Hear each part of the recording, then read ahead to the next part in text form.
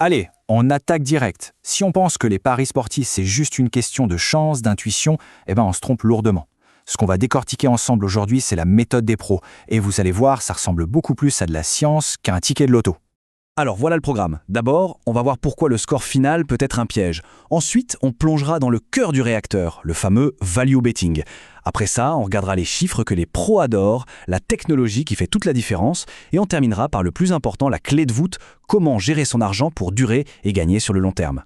Première chose à comprendre, et c'est fondamental, pour un pro, le score final, c'est juste la surface. La vraie histoire du match, elle est cachée bien plus profondément, dans les données. Et ça nous amène à cette question qui a l'air toute simple, mais qui est au cœur de tout. Est-ce que le score dit vraiment tout ?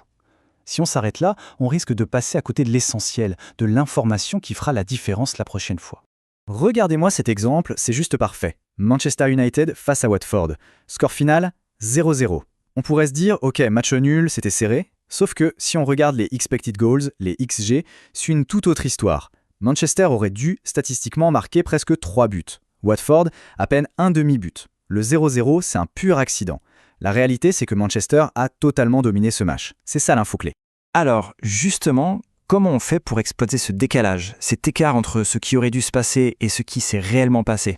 Eh bien, la réponse des pros, elle tient en 2 mots, le value betting. Le value betting, qu'est-ce que c'est ? En fait, c'est assez simple à comprendre. C'est comme chercher une bonne affaire. Le parieur pro ne se demande pas juste qui va gagner. Non, la vraie question c'est, est-ce que la cote proposée par le bookmaker est juste ? S'il pense que la probabilité qu'un événement se produise est plus élevée que ce que la cote laisse entendre, alors là, il a trouvé de la valeur. C'est un pari sur un calcul, pas sur une opinion. Et c'est là qu'on voit toute la différence d'approche. Le parieur classique, il fonctionne à l'intuition, au feeling, il cherche le coup d'un soir. Le pro, lui, c'est un investisseur. Il ne pense pas au prochain match, il pense aux 100 prochains paris. Son but, c'est d'avoir un petit avantage statistique, encore et encore, pour être rentable sur le long terme. C'est un marathon, pas un sprint. D'accord, mais pour trouver cette fameuse valeur, on ne peut pas le faire au pif. Il faut des outils, des chiffres qui parlent. Alors allons voir un peu quelles sont ces fameuses métriques que les pros ont toujours sous les yeux. On a déjà parlé des XG, les expected goals. L'idée, c'est de donner une note à chaque tir. Un tir de 30 mètres dans la foule n'a évidemment pas la même valeur qu'un face-à-face avec le gardien. Le XG, ça mesure la qualité des occasions créées, peu importe si le ballon finit au fond ou dans les tribunes. Et là où ça devient vraiment puissant, c'est quand on compare ces XG avec les buts réellement marqués, les actual goals. Ça permet de profiler les attaquants. Il y a les finisseurs hors pair, ceux qui marquent des buts impossibles et qui ont plus de buts que de XG. Et puis, il y a les métronomes, ceux dont le nombre de buts correspond presque parfaitement à leurs XG. Pour un coach ou un parieur, c'est une info en or. Bon, assez parlé de foot. Est-ce que ça marche ailleurs ? Prenons le tennis, un sport de stats par excellence. Au tennis, il y a une stat assez pointue qui s'appelle le dominance ratio.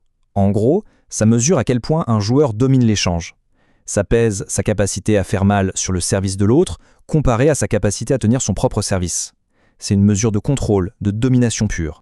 Et là, attention, petite surprise, on pourrait croire que cette stat super sophistiquée, le dominance ratio, est le Graal pour prédire un vainqueur. Eh bien pas tout à fait. Les études montrent qu'une stat beaucoup plus simple, le pourcentage total de points gagnés est en fait un tout petit peu meilleur pour prédire la victoire. C'est une belle leçon, parfois la solution la plus simple est la plus efficace.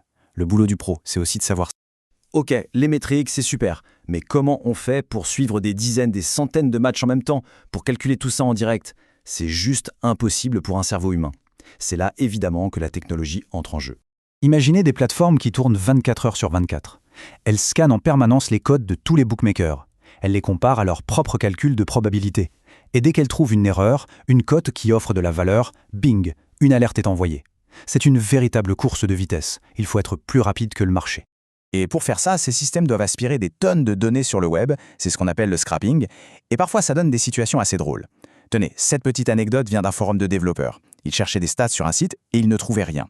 En fait, les tableaux de données étaient cachés dans les commentaires du code de la page. Un petit clin d'œil qui montre bien les coulisses de cette chasse à l'information. Bon, récapitulons. On a les bonnes données, on a les bons outils, on a la vitesse. On a tout pour gagner, non ? Eh bien non, pas du tout. C'est là qu'intervient la partie la plus difficile et sans doute la plus importante. La pièce qui fait que tout le reste fonctionne ou s'effondre. On parle ici de la gestion de la bankroll, autrement dit, la gestion de son capital. C'est le nerf de la guerre. C'est ce qui sépare les amateurs qui flambent et qui perdent tout des professionnels qui durent. Parce que les mauvaises séries, ça arrive. C'est une certitude mathématique. Une bonne gestion, c'est ce qui permet de rester dans le jeu pour en voir la fin. Et pour ça, il y a des méthodes très concrètes. Il y a le fameux critère de Kelly, une formule mathématique un peu complexe, qui dit exactement quelle part de son capital miser. Ou alors, une technique plus simple mais très efficace, le pourcentage fixe. On décide de miser, disons, toujours 1% de sa bankroll. Si le capital augmente, les mises augmentent. S'il baisse, les mises baissent. Ça a l'air simple, mais c'est incroyablement puissant pour enlever toute émotion de l'équation. Et on termine avec cette question. Pour réfléchir un peu, à l'heure où les données et l'IA envahissent tout, est-ce que le sport est en train de devenir juste un immense problème de maths à résoudre? Est-ce que la passion, l'imprévu, ont encore leur place face aux algorithmes? C'est une question qui dépasse largement le cadre des paris.